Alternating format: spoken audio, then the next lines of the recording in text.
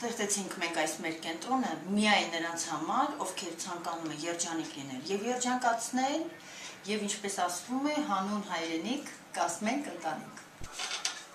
Մեր այցելուն դառնալու համար, ուրեմն պետք է այցելուն գա անպայման անձը հաստատող որևէ փաստաթղթով,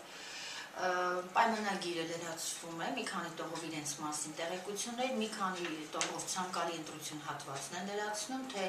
իրենք ինչպես են պատկերացնում իրենց կյանքի զուգընկերոջը կամ զուգընկերուհուն, որից հետո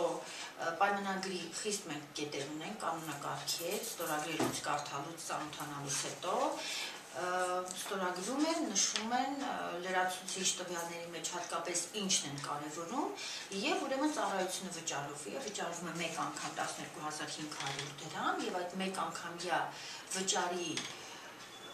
դեպքում անսահմանափակ եւ անժամկետ հանդիպումներ են տեղի ունենում այնքան մինչեւ ուրեմն գտնեն իրենց ցանկալիին։ Ուրեմն տղամարդիկ հիմնականը պիտի ասեմ, որ ուշադրություն են դարձնում արտաքինին, բարետես լինելուն, գրավիչ լինելուն, հմայիչ լինելուն,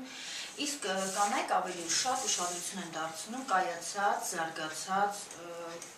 այնպիսի տղաների, որոնք պատրաստ են ընտանիք ունենալու, երեխաներ մեծացնելու եւ պահելու եւ նյութապես, այո, եւ բարոյապես։